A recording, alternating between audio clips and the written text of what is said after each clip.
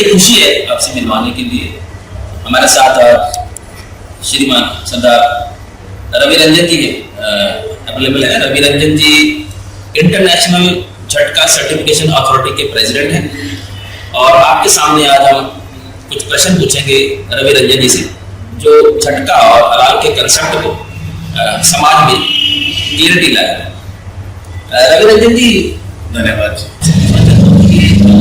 आपने झटका certification authority देश में सर्टिफिकेट देने की अथॉरिटी बनाई है, इसका क्या संवैधानिक स्थिति है इस वक्त और क्या प्रोसेस है?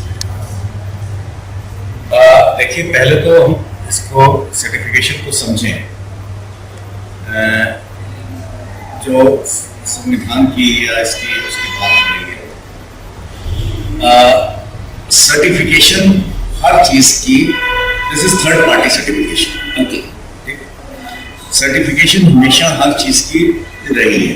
मैं पहले भी मैंने बताया, आज से आप 100 साल 200 साल पीछे चले गए, या ज्यादा नहीं 50 साल पीछे चले गए, 30 साल पीछे चले गए, जब इतनी कैटरिंग वगैरह की सर्विसेज नहीं होती, या कोई घर में शादी है हलवाई नहीं होती,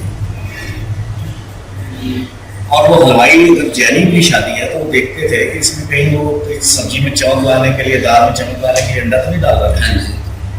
तो उससे कोई भी शादी होगी वो देखेंगे कि तंबाकू तो नहीं इस्तेमाल करता, बनाता बनाते बीड़ी पीता जा रहा है, तो they are to be sure ये ऐसा नहीं। ऐसे हर पंथ की अपनी अपनी मर्यादा है। कहीं किसी उसमें के जूते पहन के कोई बना रहा है, कहीं कुछ है, कहीं ये। अब उसको रात को हलवाई को मॉनिटर करने के लिए घर के कोई 2 आदमी, आमतौर पे बूढ़े आदमी रख देते थे, कोई चाचा तो देख देते, और वो सुबह कहते थे कि साहब ये इसमें इसने कुछ गड़बड़ नहीं करी, ये गड़बड़ करी है।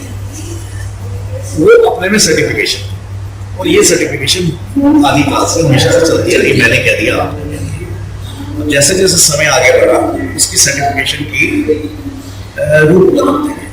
कभी वो पेपर पे आ गया, उसका रीजन ये था कि पहले इतनी जरूरत नहीं थी। जैसे एक गांव है उसमें पता ही है, अब्दुल्ला ये वाला मीट बेचेगा, ये रहीम है ये उसके साथ बेचेगा, और ये एक ठीक है राम सिंह ये और बेचेगा, सबको पता था। तो इसमें सर्टिफिकेशन का सवाल ही। अब जब शहरीकरण हुआ, लोग इधर के उधर कर आए, तो इसमें एक सर्टिफिकेशन की जरूरत या जरूरत क्रिएट कर दी गई हलाल, ताकि हमें पता हो हलाल। अब this is a third party certification, जिसमें एक तीसरा आदमी जिसको ऊपर उनको विश्वास है, चाहे वो उनकी कोई जमायत है या क्या है, वो कर रहा है, क्योंकि सारे जाके दुकान पे देख नहीं सकते। सो ये यहाँ से सर्टिफिकेशन चालू हुई। This is a third party certification. This is different from the government license. Government तो आपको परमिशन देती है कि आप सब मीट क्या ये कर लीजिए, आप झटका मीट कर लीजिए, आप दुकान खोल लीजिए। ये हमारी जो है that is the third party certification, we authenticate के ये झटका ही है। सरदार रवि रंजन जी, इसमें क्या प्रोसीजर्स एक झटका सर्टिफिकेट लेने के लिए मिनिमम रिक्वायरमेंट क्या है? देखिए, मिनिमम रिक्वायरमेंट ये है कि इसको हम 2-3 स्टेजेस की, लेवल्स की सर्टिफिकेशन देते हैं। नंबर 1 तो कोई आता है कि साहब मैं झटका करना चाहता हूँ, ये अच्छी बात है, करिए। वो एक अंडरटेकिंग लिख के रहता है कि मैं झटका करूँगा, तो उसको ये जस्ट सर्टिफाई कि ये, उसको हम लिख देते हैं कि इसकी गुड फेथ पे, और ये डिक्लेयर कर रहा है और ये हमारे पास आया है सर्टिफिकेट। इसको हम एक पेपर देते हैं, सर्टिफाई करते हैं, ये इसकी डिक्लेरेशन, ये इसका गुड फेथ। सेकंड है कि we go and verify that वो प्रॉपर सर्टिफिकेशन है, कि वी गो एंड वेरीफाई कि ये जो कह रहा है ठीक है, ठीक है नहीं है। उसमें हम उसका बिल भी चेक करेंगे, फिजिकल इंस्पेक्शन भी करेंगे, और भी सोर्सेज से पता करेंगे। ये स्टेज 3 जिसमें पूरा सोर्स जो है वो जहाँ से लिया है वो भी झटका certificate, that is ABC, AA internal ये सिस्टम। जैसे रवि रंजन जी, आपने 12 साल हमने देखा जब कि आपने 12 साल पार्लियामेंट में इसके लिए लड़ाई करी थी कि भाई हमें हलाल जबरदस्ती ना खाना पड़े और झटका भी लिखा जाए, अगर किसी ने खाना ही है मांस तो झटका होगा। इसका मतलब ये बड़ा महत्वपूर्ण होगा जो आपने 12 साल इसके लिए संघर्ष किया। तो मैं जानना चाहूंगा, आप भारत मार्केट से भी दर्शकों के सामने ये रखे बात को कि झटका इतना महत्वपूर्ण क्यों है? हमें झटके की आप इतनी जिद क्यों लगा के बैठे थे 12 साल पार्लियामेंट में, आपने जो लड़ाई करी है अपनी, इसकी क्या इंपॉर्टेंस है? जी, इसका मैं काउंटर क्वेश्चन करूंगा कि हमारे ऊपर हलाल ही क्यों थोपा जाए, झटका क्यों ना दिया जाए, एक चीज। दूसरा, हमने ये कभी नहीं कहा कि इसमें हलाल नहीं है। हमारा ये था कि ये लोकतंत्र का सबसे बड़ा मंदिर है, या पार्लियामेंट को छोड़िए, कहीं भी रेस्टोरेंट है, रेलवे है, कहीं भी है, वहां पे कोई शाकाहारी और मांसाहारी होना आपका अपना विवेक है। हम किसी को नहीं कह रहे कि आप शाकाहारी हो जाए या मांसाहारी हो जाए। आप नहीं खाते मांस, बड़ी अच्छी बात, पर यदि आप मांस खाते हैं तो आपको यह अधिकार है कि आप मुस्लिम पद्धति के तरीके से काटा गया मांस खाएं, उनकी प्रेयर वाला खाएं, या बिना किसी टॉर्चर के करा गया जो एक ही झटके में माना गया वो, ये आपका अधिकार। ऐसा नहीं हो सकता भारत में या किसी भी समाज में कि अगर आपको मीट खाना है तो आपको पहले इस्लाम के झंडे के नीचे आना पड़ेगा, सरेंडर करना पड़ेगा, आप उसी पद्धति का खा सकते हैं, तो आपको खाने का अधिकार नहीं है। मांस का अधिकार नहीं है, खाना ही नहीं है, ये तो समझ आ गई। But at the same time केवल मुस्लिम तरीके से खाएंगे ये कंपल्शन कैसे हो सकता है? तो मेरा ये, और इसमें जो केटरिंग एजेंसी थी वो रेलवे केटरिंग एजेंसी थी और वो केवल हलाल करती थी। जब हमने उनसे पार्लियामेंट में जब पिटीशन लगाई तो कई तरह के जवाब आए, जो कभी हास्यास्पद जवाब हैं कि साहब हम तो चिकन करते हैं, तो मटन करते हैं, जबकि हलाल झटके तो चिकन पे भी है, उस पे भी है, और आलू के चिप्स पे भी है, और सब चीजों पे है। तो ये एक हास्यास्पद जवाब है। फिर इसमें हास्यास्पद जवाब और आता है कि एक मिनिस्ट्री का, फूड मिनिस्ट्री से एक अफसर चिट्ठी लिखता है कि ये हमारा सेंटर का सब्जेक्ट ही नहीं है मीट, तो ये स्टेट्स डिसाइड करती है। बात हो रही है रेलवे कैंटीन, रेलवे की कैंटीन जो पार्लियामेंट को सर्व कैटर कर रही है, तो क्या पार्लियामेंट सेंटर नहीं है, स्टेट का है किसी? दिल्ली में अगर से तो क्या दिल्ली सरकार का पार्लियामेंट, या रेलवे कोई दिल्ली सरकार की अलग रेलवे है? तो इस तरह की, और जो हास्यास्पद बात है, जो लिख रहा है अफसर, उसका नेम, उसका डेजिग्नेशन जो है वो है assistant commissioner meet government of India, और वो क्या है कि गवर्नमेंट ऑफ इंडिया के पास मीट की कोई अथॉरिटी नहीं है, तो स्टेट का मामला है। तो ये कुछ ऐसी बातें हैं। फिर एक जवाब आ रहा है रेलवे का कि साहब हम तो चिकन देते हैं। मैं पूछ रहा हूँ कि आप हमें दोनों क्यों नहीं सर्व कर सकते? कहते हम तो चिकन हो या मटन हो या क्या ना हो, आप दोनों सर्व करिए, बात नहीं कर सकते तो कोई मत करिए। तो ये नहीं हो सकता कि केवल और केवल हलाल है। रवि रंजन जी, मेरा एक प्रश्न, फिर बेसिक क्वेश्चन रह गया।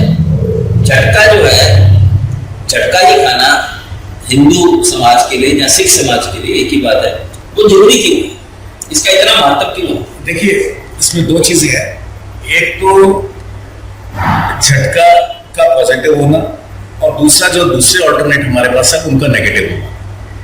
झटके का पॉजिटिव होना इसलिए कि आदिकाल से हमारे यहाँ मांसाहारी भी थे, शाकाहारी भी थे। हमारे यहाँ जो पद्धति थी, बलि भी होती थी, जैसे भी था, एक झटके में जानवर को मारा जाता, और एक झटके को मारने का अर्थ यह है कि उसको पेन बहुत कम होता है, क्योंकि उसके स्पाइनल कॉर्ड से, उसके ब्रेन से स्पाइनल कॉर्ड की बॉडी से कनेक्शन होता है। और ये हमारा आदिकाल से, ये हमारा जो भी मांसाहारी है वो इस तरीके से खाते हैं, तो ऐसे ही खाना चाहिए। उसके ऊपर क्यों दूसरा थोपा जाए? कोई भी हो, अभी मैं दूसरे के मेरिट में नहीं जा रहा, पर मेरे को दूसरा सिस्टम क्यों थोपा जाए, मैं नहीं चाहता। जी रवि रंजन, इसमें प्रश्न है, क्या हमारे सिख गुरुओं से इस पे कोई आदेश है हमारे को समाज को, हमारे लिए क्या उसमें पालन है? ये तो एक तो ये हो गया। दूसरा ये है कि हलाल जो है उसमें एनिमल टॉर्चर होता है, जो कहते हैं नहीं होता या ऐसे ही होना चाहिए, उसको धीरे धीरे रेत के मारना चाहिए, वो जाने, अगर हम उस टॉर्चर को नहीं करेंगे। जहां तक सिक्की का बात है, सिक्की में 4 कुरैते हैं, बजर कुरैत, डोंट्स। इसमें एक ये है कुरैत। दर्शकों के लिए बताएं कुरैत क्या चीज होती है? कुरैत ये संस्कृत में या हिंदी में जो हम करते हैं रीति, तो कुरीति कुरीति से शब्द, कह सकते हैं इसको। तो उसको थोड़ा भाषाओं में थोड़ा अंतर हो जाता है, बोलने में बोली में अंतर हो जाता है, तो उसको कुरैत कहते हैं। यानी जिसको हम एक्सेप्ट नहीं कर सकते और अंग्रेजी में बोलेंगे तो डोंट कह सकते हैं। ठीक है। इसमें से एक ही है कि हमको पुट्ठा मांस नहीं, तो जो वो मांस खा रहा है, वो सिख नहीं है। जी, मतलब सिखों के लिए अगर वो झटका मांस नहीं खा रहे हैं तो वो सिक्खी में कुरीति में आ जाता है, वो सिख धर्म की मान मर्यादा के खिलाफ है और बेअदबी के बराबर है। अगर कोई आदमी, कोई सिख झटका मीट की जगह दूसरा खाता है। मांस खाना ना खाना ये उसका विवेक है, पर वो खाता है तो वो वाला नहीं खाएगा, वो वाला नहीं खाएगा। ऐसा सिख रहतों में साफ गुरु जी का आदेश है। ये रहतनामा है। सभी गुरुओं, सभी रहतनामा गुरु जी की तरफ से सभी सिखों को हुक्म जारी है, इसलिए झटका जरूरी है। ये और इसके अलावा ये तो एक, उसके अलावा बहुत सारे पॉइंट्स हैं। जैसे मैं कह रहा था, हलाल अब अपने में हलाल नहीं है, वो एक हलालोनॉमिक्स है, एक पूरा इकोनॉमिक सिस्टम है एंड स्लेवरी, जिससे नॉन हलाल वाला जो कम्युनिटी है, जो भी है, चाहे वो क्रिश्चियन है, चाहे वो ज्यू है, चाहे वो हिंदू है, चाहे एबीसी कोई भी है, चाहे वो आस्तिक है, चाहे वो नास्तिक है, जो इस्लाम में विश्वास नहीं रख रहा, उन सब के ऊपर ये एक आर्थिक जजिया है। क्योंकि जब आप पैकेट लेते हैं कोई, उसमें जब आप कोई पैकेट लेते हैं तो उसके ऊपर आप, चाहे आलू का पैकेट हो, उसके ऊपर एक टैक्स लगा हुआ है, हलाल टैक्स। वो आप क्यों दे रहे हैं? रविरंजन जी, जैसे आप तो काफी समय से संघर्ष कर रहे हैं इस जजिया के खिलाफ, तो इस वक्त संसार में कितने करोड़ की इकोनॉमी है और हिंदुस्तान में कितने करोड़ की इकोनॉमी है? देखिए, अलग अलग स्टैटिस्टिक्स हैं, अलग अलग एजेंसी हैं। अगर हम एक एजेंसी को और एक स्टैटिस्टिक्स को मानते हैं तो हमें थोड़ा फर्क आ जाता है। ये मान लीजिए लगभग अलग अलग एजेंसीज 10 ट्रिलियन यूएसडी तक कहती है। 10 ट्रिलियन यूएसडी वर्ल्ड, इतनी बड़ी वो है। और इसमें और भी अगर हम बहुत बड़ी और डाटा अगर हम देखते हैं, इसको खोदने वाली, मतलब हमारी हिंदुस्तान की इकोनॉमी से भी बड़ी इकोनॉमी कई गुना, 3 गुना बड़ी है। अब इसमें एक चीज और आती है, भारत में आपकी स्टडी को बता दो, भारत में कितनी बड़ी इकोनॉमी है? इसमें ऑलमोस्ट 15% के करीब इकोनॉमी है। और यही स्टैटिस्टिक्स लगभग ये हैं कि जो वर्ल्ड वाइड 8 ट्रिलियन 10 ट्रिलियन अलग अलग स्टैटिस्टिक्स के हिसाब से जो भी है, उसमें से जो मुस्लिम्स की बाइंग कैपेसिटी है, जिनके लिए हलाल बनाया गया, उससे तो वैसे ही खरीद रहे हैं, उनकी जो कैपेसिटी है that is world wide 12 to 15%। Okay, इसका मतलब 85% और लिबरल होकर जल्दी 80% उस इकोनॉमी को नॉन मुस्लिम सपोर्ट कर रहा है, जो उसके अगेंस्ट काम कर रही है। तो समाज में बहुत इस वक्त अज्ञानता होने के कारण खासकर हिंदू समाज को ये पता ही नहीं है कि वो जजिया दे रहे हैं, चाहे और अनचाहे, और गुरु जी की आज्ञाओं के खिलाफ, जैसा गुरु जी ने कहा है वैसा ना करके उल्टा कर रहे हैं। रंजन जी, मैं पूछना चाहूंगा, जो हिंदुस्तान में मैकडॉनल्ड है जैसे और KFC है, ये सभी तो हलाल देते हैं, जिसका मतलब है कि खासकर जितने सिख भाई हैं उनको तो अवॉइड करना चाहिए इस चीजों को। जी, सिख हो या अपने होने वाले, जिस वक्त आप हलाल की कोई चीज लेते हैं तो धन भी गया और धर्म भी गया। तो ये एक ऐसा सौदा है जिसमें जब आप जाते हैं ना, तो धन भी खोते हैं उस दुकान पे जाके और धर्म भी खोते हैं। और बाकी इस पे मैं कुछ नहीं कहना चाहूंगा। रविरंजन जी, मुझे बताइए कि आपने झटका का प्रोसेस तो दर्शकों को बताया, जैसे हलाल फार्मास्यूटिकल प्रोडक्ट्स पे भी होता है, क्या झटका मांस के अलावा भी किसी अन्य प्रोडक्ट पे आपका जो सर्टिफिकेट अथॉरिटी वो देती है, या उसकी जरूरत भी है? देखिए, जरूरत तो है। अगर हलाल सर्टिफिकेट होता या हलाल हमारे ऊपर लादा ना गया होता तो इसकी सबकी कोई जरूरत नहीं थी। अगर ये हमारे ऊपर लादी गई है चीज, और जहाँ तक हलाल की बात है वो यूनिवर्सल है। ये हलाल का पानी भी है, हलाल का ये भी है, तो वो झटके में नहीं हो सकता, झटका नॉन वेज पे आके खत्म हो जाता है। तो उसके पैरेलल हमने एक ब्रॉडर प्रोस्पेक्टिव में मर्यादा की बात करते हैं, तो वो हमारी मर्यादा सर्टिफिकेशन है उसमें कि जिसमें मीट के अलावा दूसरी चीज, जिसमें खाना भी हो सकता है, कुछ और भी हो सकता है, मतलब दूसरी मांस के अलावा दूसरी आइटमों को भी आप कवर करते हैं आपकी अथॉरिटी, सर्टिफिकेशन अथॉरिटी है। हलाल में जैसे एक प्रोडक्ट पे हलाल में कोई फीस भी होती है जी जी, जो 17 लाख तक भी मैंने देखा है, हर साल रिन्यू करने की भी फीस होती है।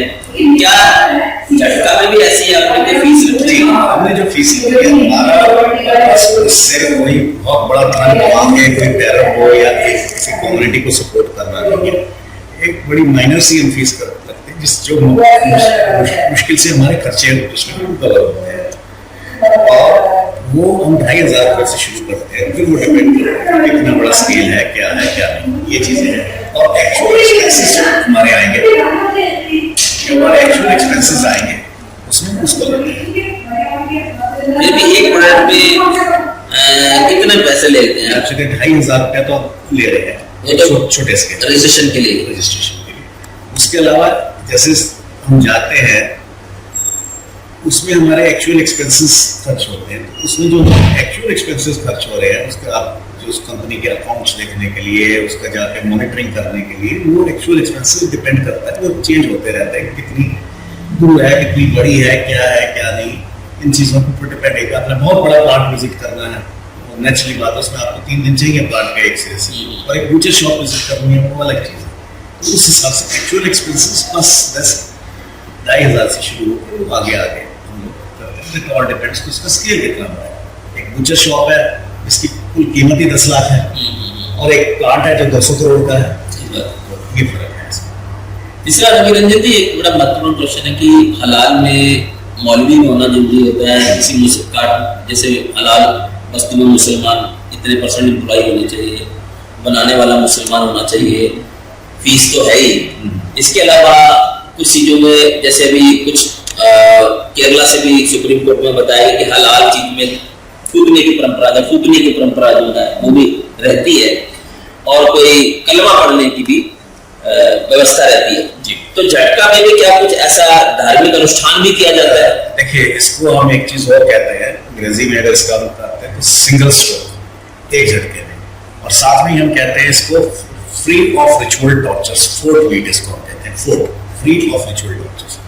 इसमें हम कोई ऐसा टॉर्चर्स धीरे धीरे काटना, जहां तक कोई अपने मन में या वैसे कोई अगर वो कोई प्रार्थना करना चाहे तो अलग चीज है, परंतु झटके के लिए प्रार्थना होनी या इस तरह का ये होना, ये होगा तभी वो झटका होगा, वो झटके का नहीं है, वो एक रिलीजियस पार्ट हो सकता है। मतलब झटका का मतलब सिंगल स्ट्रोक, वो कट गया वो झटका हो गया।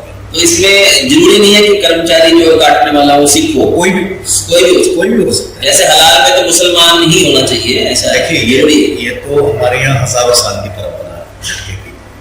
अगर हम सिक्खी की बात करें तो भी 200 साल 500 साल की बात हो रही है। तो बाकी भारत में, पंजाब को दिल्ली को छोड़ दे तो बाकी भारत में जो है वो गैर सिखी का आदमी है, खटीक समाज हमारा जिसके साथ जुड़ा रहा और सदियों से जुड़ा रहा, तो इसमें कोई ऐसी बात नहीं है। और अगर कोई मुस्लिम भी आके करना चाहे उसमें भी कोई प्रॉब्लम नहीं है, परंतु उसको मर्यादा का पालन करना पड़ेगा। कोई कलमा नहीं वहां पढ़ सकता, कोई कुछ नहीं कर सकता। हम ये नहीं कहेंगे कि तुमने बकरे को हाथ क्यों लगाया या तुमने ट्रक से क्यों उतारा तो अपवित्र हो गए, तो मानवता की बात कर रहे हैं। तो जैसे रवि रंजन जी ने बताया कि किसी एक्सक्लूसिव कास्ट के लिए नहीं है ये झटका प्रोसेस, और इसमें संकीर्णता नहीं है, और भाव जो है इसमें है वो बड़ा भाव है। जरूरी नहीं है कि झटका करने वाला सिर्फ खास संप्रदाय का हो और संकीर्ण विचारधारा हो। तो ये क्योंकि सदी में चलती आ रही परंपरा है, सनातन परंपरा को आगे बढ़ाते हुए ये कार्यक्रम रवि रंजन छोटा सा पॉइंट कहना चाहूंगा। ठीक है, इस सब के लिए मतलब परंपरा तौर पे इसको हमारा खटीक समाज करता आया है, और आज खटीक समाज बिल्कुल इस व्यापार से बाहर है। तो ये हालांकि इसकी कोई नेसेसरी कंडीशन नहीं है, मगर फिर भी हमारा एक दायित्व बनता है कि उस समाज को इसमें ज्यादा सपोर्ट करें, जिसका ये ट्रेडिशनल बिजनेस था ये। बहुत अच्छी रवि रंजन जी आपने बात की है, क्योंकि बेरोजगारी जो है हलाल से जहाँ पे एक खास समुदाय को ही रोजगार मिलता है और बाकी सारे समुदायों को बेरोजगारी मिलती है, झटका में ऐसी कुरीति भी नहीं है।